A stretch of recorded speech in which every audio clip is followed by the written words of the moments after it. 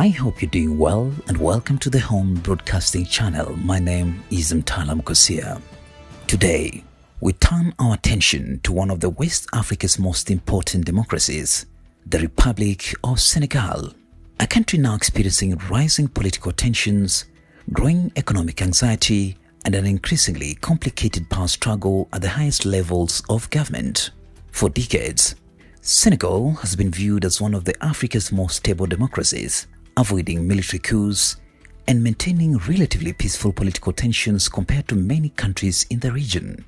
But today, the political atmosphere inside Senegal is becoming more intense, more unpredictable, and more divided. At the center of this political storm are two powerful men, President Bassirou Diomaye Faye and former Prime Minister Ousmane Sonko.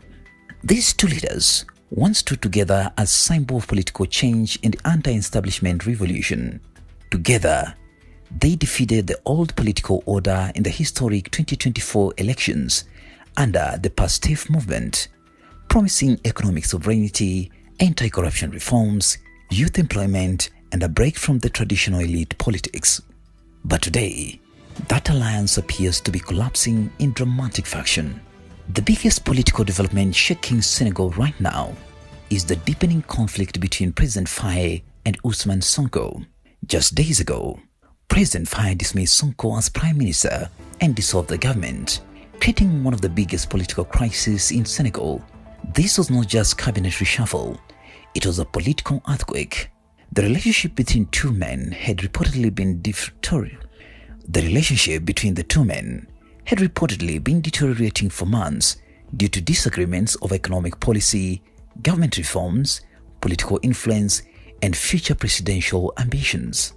While President Faye has increasingly appeared more moderate and open to negotiations with international financial institutions like IMF, Sonko has continued promoting nationalist and sovereignist economic vision that rejects foreign dependency and Western influence. The conflict represents more than political rivalry. It represents two competing visions for Senegal's future. One side prefers institutional stability and international cooperation. The other one pushes for radical transformation, economic nationalism, and stronger political confrontation against what it sees as foreign-controlled systems. And now, that ideological battle is becoming a national political crisis. But despite being removed as Prime Minister, Ousmane Sonko is far from politically finished. In a dramatic twist, Senegal Parliament elected Sonko as Speaker of the National Assembly almost immediately after his dismissal. This means the same political movement that controls the presidency is now internally divided between the executive branch and the legislature. Political analysts are now warning about the possibility of institutional paralysis.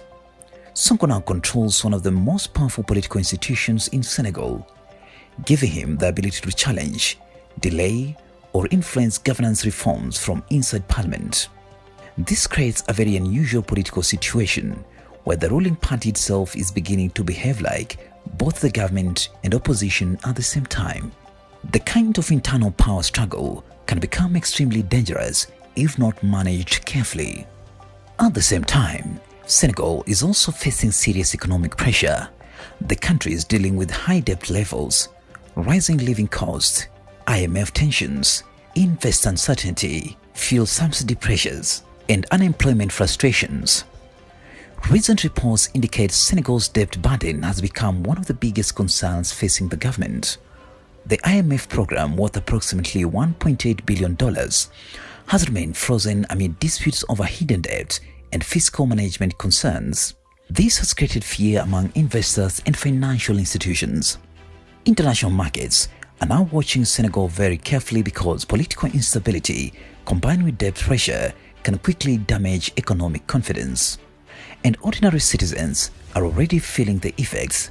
Prices rising, jobs remain limited, youth frustrations are growing, economic expectation after 2024 political transition has not fully been met.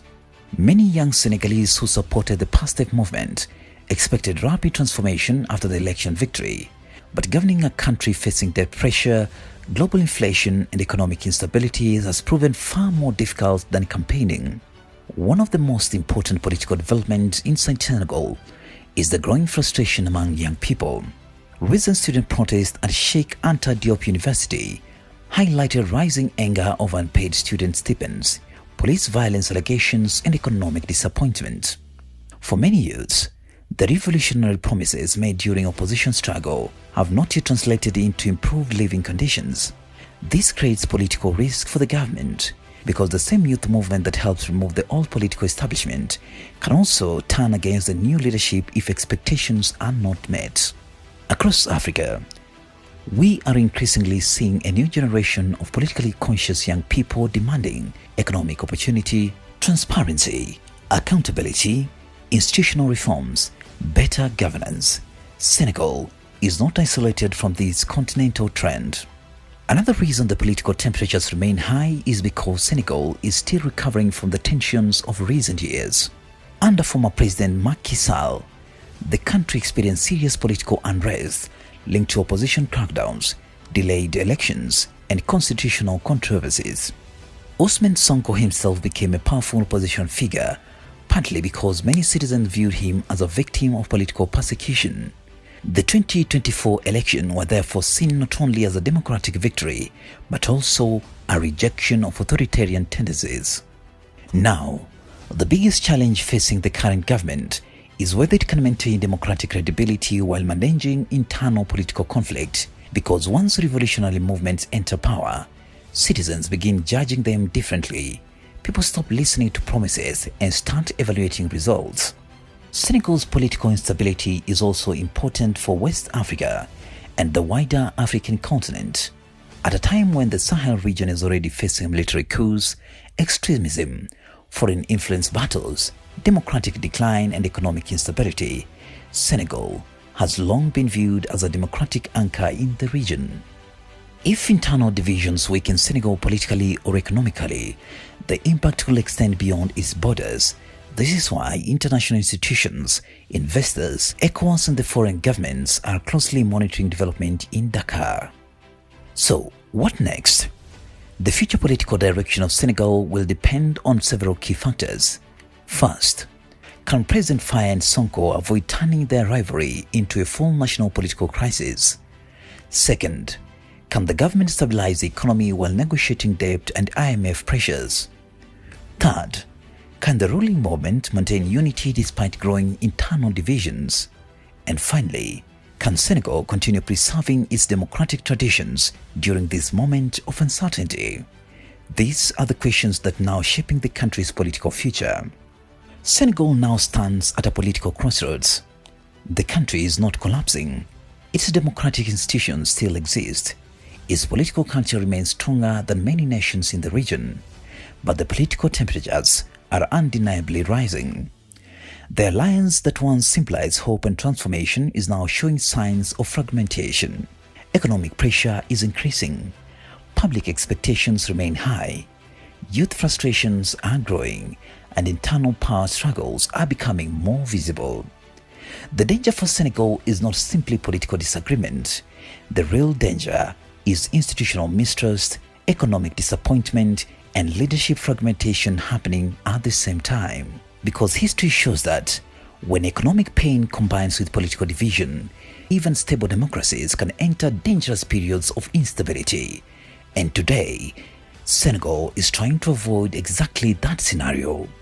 If you've got any comment, contribution, please do so in the comment section. My name is Mtalam Kosia, and this is the Home Broadcasting Channel.